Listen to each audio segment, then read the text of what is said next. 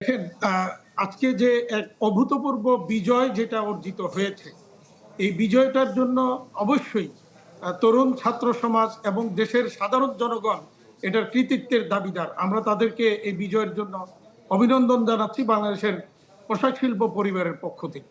এবং একই সাথে আমরা এই বিজয়ের পর যারা আজকে দায়িত্ব নিতে যাচ্ছেন, তাদের কাছে আমাদের অনুরোধ থাকবে, আমাদের এই যে রক্তক্ষরণ যেটা হয়েছে গত গত কিছুদিন যাবত, বিশেষ করে আমরা তো আপনি দেখেছেন যে আমি কিন্তু অনেকদিন যাবতই বলে যাচ্ছি যে আমাদের ইন্ডাস্ট্রি আইসিইউতে আছে। এটা আমরা গত প্রায় 1 বছর যাবতই আমি বলে যাচ্ছি। অর্থাৎ পলিসিগত যে সমস্যাগুলি আমাদেরকে এতদিন ভুগতে হয়েছে, আমরা আশা করব ডক্টর মোহাম্মদ ইউনূসের নেতৃত্বে যে ইন্টারিম গভর্নমেন্ট আসছে, সেই গভর্নমেন্ট বসে কিছু পলিসি নিবেন নিশ্চয়ই, যাতে দেশের অর্থনীতির চাকাটা আবার সচল হয় এবং আন্তর্জাতিক পর্যায়ে আমাদের যে ইমেজ ক্রাইসিস হয়েছে, আমাদের বিশ্বাস যে ডক্টর ইউনূসের নেতৃত্বে সেই ইমেজ ক্রাইসিসটা থেকে বের হয়ে এসে আমরা আবার পুনরুদ্ধার করে আমরা আবার আমাদের গতিতে এগিয়ে যেতে পারি। আমাদের নতুন সরকারের কাছে আমাদের সেই প্রত্যাশাই থাকবে। অগ্রিম আমরা অভিনন্দনও জানাচ্ছি তাদের। জনাব হাতেম, আপনি বলছিলেন যে আপনাদের প্রত্যাশার কথা বলছিলেন যে নতুন সরকার কাছে নানা প্রত্যাশা। আমরা দেখেছি যে আমদানি রফতানি বাণিজ্য অনেকটাই থমকে গেছে, চট্টগ্রাম বন্দরে অনেক মালামাল জমা পড়েছে, অন্যান্য বন্দরগুলোর একই অবস্থা। এই যে আন্তর্জাতিক ক্ষতটা, সেটা আসলে আপনারা কিভাবে কাটিয়ে উঠবেন, কি পরিকল্পনা রয়েছে আপনাদের?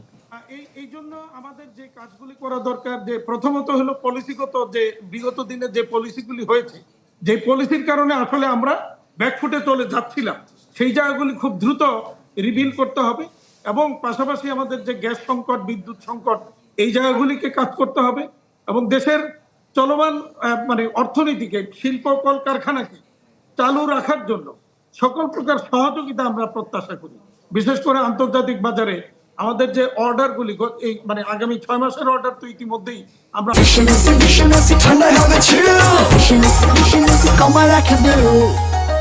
আশঙ্কা করছি যে এগুলি শিফট হয়ে চলে গিয়েছে অন্য কোনো জায়গায়, অন্য কোনো দেশে।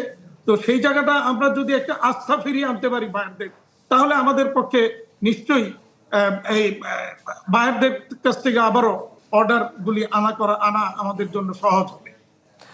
আমাদের একটা বড় সংকট কিন্তু রিজার্ভের ঘাটতি, যেহেতু আমদানি রফতানি বাণিজ্য অনেকটা নির্ভর করে এটার উপর। এই নিয়ে আসলে আপনাদের নতুন সরকারের কাছে প্রত্যাশাটা কি? কিভাবে আসলে আপনারা এই পরিমাণটা আসলে বাড়াতে হেল্প করতে পারেন? একটা জিনিস এখানে আমার কাছে খুব মনে হয় যে আমরা বিগত দিনে প্রায় শুনেছি যে বাংলাদেশের এই শিল্প কলকারখানা বা বিভিন্ন জায়গায় ইন্ডিয়ান, শ্রীলঙ্কান সহ অনেক বিদেশি বাংলাদেশে কাজ করে দেশের ডলার তারা নিয়ে যাচ্ছে। তো বাংলাদেশের তরুণ সমাজ যা দেখিয়েছে, এই এই আমাদের বিশ্বাস, এই তরুণ প্রজন্ম থেকেই আগামী দিনের বাংলাদেশের নেতৃত্ব উঠে আসবে এবং তারা সফলভাবে সেই নেতৃত্ব দিতে গিয়ে, যে যারা বিদেশ থেকে এসে আমাদেরকে এখানে বিভিন্নভাবে ইন্ডাস্ট্রি পরিচালনার ক্ষেত্রে কাজ করেছে, তাদের আর হয়তো আমাদের আর প্রয়োজন হবে। ফলে সেখানে আমাদের একটা ফরেন কারেন্সির রিজার্ভের সঞ্চয় কিন্তু আমাদের থাকবে। আর দ্বিতীয়ত হচ্ছে এই গত 2-3 মাসের যে পলিসিগুলি হয়েছে, যেটা আমরা মনে করি বাংলাদেশের অর্থনীতির জন্য অত্যন্ত ক্ষতিকারক এবং বাংলাদেশের রপ্তানি খাতের জন্য বিশাল সংকটের কারণ, এই পলিসিগুলিকে পুনর্বিবেচনা করার জন্য অনুরোধ করব। ফলে যেটা আমরা পরিষ্কার বলেছি যে আমাদের রিজার্ভ কমবে এবং আমদানি নির্ভর রপ্তানি শিল্পে পরিণত হবে, সেই জায়গাটাকে আমার মনে হয় আবার একটু পুনর্বিবেচনা করতে হবে। করলে পরে এই আমরা কিভাবে প্রয়োজনে সকল পক্ষকে নিয়ে, স্টেক হোল্ডারদেরকে নিয়ে নতুন সরকারে যারা আসবেন, তারা নিশ্চয়ই সেইভাবেই কোনো পলিসি নির্ধারণ করবেন। জনাব হাতেম, আপনাকে অসংখ্য ধন্যবাদ আমাদের সাথে বিজনেস 24 এ যুক্ত হওয়ার জন্য। দর্শক, আমাদের সাথে কথা বলার জন্য চলমান অর্থনৈতিক সংকট নিয়ে যুক্ত হয়েছিলেন বিকেএমইএ নির্বাহী সভাপতি জনাব মোহাম্মদ হাতেম।